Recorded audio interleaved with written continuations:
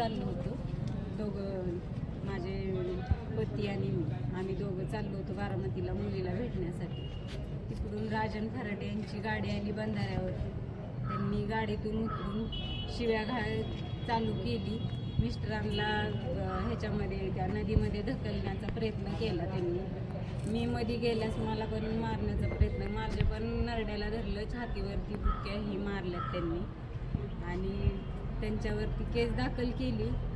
पण अजून त्यांना काय अटक नाही झाली. आज 3 दिवस झाले त्यांना काय अटक नाही झाली. त्यांनी मला धमकी दिली म्हणजे, आणि करतील पण ते तसेच. आमची एकतर वस्तीवरती घर आहे, आमचं एकटंच घर आहे आणि माझ्या मुली बाहेर शिकायत, माझे मुलं आहेत, त्यांच्यापासून आम्हाला धोका आहे. त्यांनी सांगितलंय का तुमचं मी रात्रीत कार्यक्रम करीन अशी धमकी दिली मला त्यांनी. जय भीम, जय शिवराय, जय संविधान. आज आपण बघितलेलं आहे की जर फलटण तालुक्यामध्ये अशा पद्धतीनं अन्याय अत्याचार बौद्ध समाजाच्या महिलांवर भावांवरती होत असतील तर ही निंदनीय गोष्ट आहे. साहेब, एवढ्या ज्या महिला आपण बघत आहात की एवढ्या मोठ्या संख्येनं या कुटुंबाच्या मदतीसाठी आलेल्या आहेत. सर्व ज्येष्ठ आहेत, त्याचबरोबर आमच्या पॅन्थरचे ज्येष्ठ आहेत, हरीश आप्पाजी काकडे आहेत, वकील साहेब आहेत. सर्वच जण आम्ही या ठिकाणी गेल्या 3 दिवसापासून पीडितेच्या पाठीमागे ठामपणे उभा आहे. पोलीस प्रशासनाने गुन्हा दाखल करून घेतलेला आहे. त्याची सेक्शन 31R, 31S, 32 VA, 115(2), 351(2), 352, 324(4) याप्रमाणे गुन्हे दाखल केलेले आहेत. त्याच्यामध्ये अॅट्रॉसिटीचा कलम लागलेला आहे. परंतु जो पुढचा गडगंज आरोपी आहे त्या आरोपीवरती गुन्हा दाखल होऊन सुद्धा आज 48 तास झाले तरी त्या आरोपीला अटक नाही. आमचे आसू पवारवाडीमध्ये जे रहिवासी आहेत, ज्या ठिकाणी आपण बघत आहात, तर त्या मुलांवर सुद्धा बोगस गुन्हे दाखल करण्याचं षडयंत्र या ठिकाणी चाललेलं आहे. तर आमच्याकडून अशा कुठल्याही प्रकारच्या कुठल्या चुका होणार नाही. परंतु आमच्याच आया बहिणींना मारून जर आमच्या बोगस गुन्हे दाखल करण्याचा प्रयत्न केला तर ते आम्ही खपून घेणार नाही. ही घटना निंदनीय आहे आणि ही घटना देशभर, महाराष्ट्रभर ही घटना भयंकर पद्धतीनं त्याचा प्रतिसाद उमटणार आहे. त्यामुळं माझी प्रशासनाला एक नम्रतेची विनंती आहे की आपण ही आरोपीला तात्काळ अटक करावी. म्हणून पोलीस प्रशासनाला एक पत्रव्यवहार करावा आणि माझ्या या भगिनीला या ठिकाणी न्याय द्यावा. आम्ही सदर ही घटना न्यायप्रविष्ट झालेली आहे, परंतु आरोपी अजूनही अटक नाही त्याच्यामध्ये. त्यामुळे आता वातावरण इलेक्शनचं आहे आणि त्या इलेक्शनच्या वातावरणामध्ये आता काय 37(3)(1) लागू असतील, जमावबंदीच्या आधीच आहे. अन्यथा या ठिकाणी निवेदन देण्यासाठी आम्ही समस्त फलटण शहर, फलटण तालुक्यातून किमान 5-6 हजार लोक याचा निषेध म्हणून व्यक्त करण्यासाठी या ठिकाणी आलो असतो.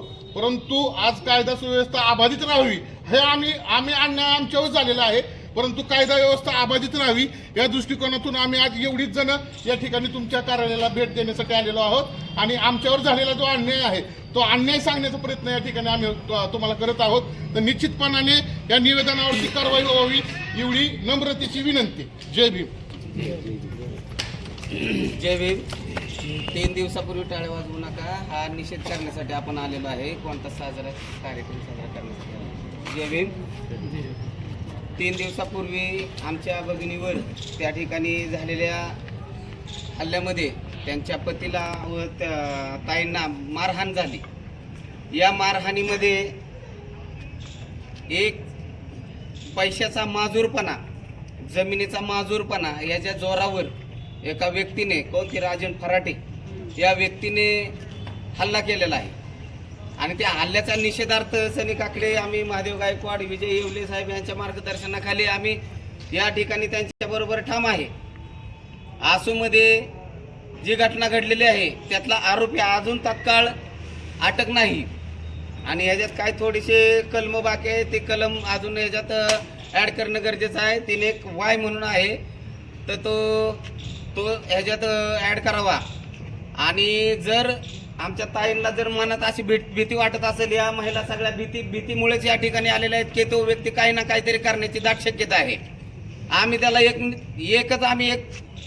एक निवेदन असं या पद्धतीनं तर दिलेलंच आहे. पण आमची एक मागणी आहे, जर आमच्या बायांना किंवा ह्या आसूतल्या बारक्या पोराच्या ना या तरुण मुलांच्या केसाला जरी धक्का लागला तर आम्ही त्या इथला अख्खं मंगळवारपेठ फलटण त्या आसूमध्ये येऊन आम्ही तिथं ठाण मांडू. जर गांभीर्याने दखल घेतली नाही, त्या आरोपीला तात्काळ आज 3 दिवस झालं तात्काळ त्यांना अटक केली नाही, तर आम्ही आसू बंद करणार. आसू फलटण, आसू बारामती हा टोटल बाहेर पडण्याचा मार्ग आम्ही रस्ता रोकोमध्ये बंद पाडणार. आचारसंहिता असला तरी आम्ही आमच्यावर कारवाई झाली तरी चालेल, पण आमच्या माणसांना सुरक्षित ठेवणं आमचं काम आहे. आज तालुक्यातली माणसं आमच्याकडे बघून सुरक्षित आहेत. जर त्यांना जर एक गाव आणि एका वस्तीला एक घर जरी असेल तर त्या घराला, त्या कुटुंबाला संरक्षण आमचं असणार आहे. तुम्ही विचार करू नका की एकटं घर आहे आणि एकटी वस्ती आहे, तिथलं कोण काय करतंय ह्या विचार अजिबात करू नका. एक गावातलं एका वस्तीला एक घर जरी असेल तरी त्याला आम्ही इथनं फलटणमध्ये हजारोंचा मॉप आम्ही त्या आसूमध्ये असेल किंवा जिथं घटना घडली आहे त्या ठिकाणी आम्ही येणार आहे. या घटनेमधील साहेब SC ऍक्टच्या नियमानुसार जर आरोपी अटक होत नसेल, फरार घोषित करा. पोलिसांनी फरार घोषित करायचं आहे. ज्यावेळेस गुन्हा दाखल होतो त्यावेळेस आरोपीला अटक करायचं असतं. जर अटक नाही केलं तर पोलिसांनी त्याला फरार करायचं असतं. आणि जो तो सापडला नाही तर त्याची मालमत्ता सील करायची. आजच्या आज त्याची मालमत्ता सील करायची. ही तुम्ही माननीय DYSP साहेबांना आदेश करावं. त्याची मालमत्ता जप्त करण्यात यावी. जोपर्यंत तो अटक होत नाही, जोपर्यंत हजर होत नाही, तोपर्यंत त्याची मालमत्तेला त्याच्या बँक खात्याला घोटावण्यात यावं आणि त्याला तात्काळ कठोर शासन करण्यात यावं. त्याचबरोबर या कायद्याअंतर्गत ज्या शासकीय उपाययोजना आहेत त्या तात्काळ आत्ताच्या आत्ता 3 महिने पुरेल असं राशन साठा त्यांना द्यायचा आहे कुटुंबाला. ह्याचा तुम्ही आदेश करा. कायदा नीट वाचा. त्याच्यात काय काय उपाययोजना असतात त्या उपाययोजना या महिलांना, पीडित व्यक्तींना तात्काळ देण्यात यावी अशी मी मागणी करतो. आणि त्या आरोपीला तात्काळ अटक करण्याचा आदेश करण्यात यावा. जर अटक होत नसेल तर पुन्हा एकदा सांगतो त्याची मालमत्ता जप्त करण्यात यावी. जय भीम.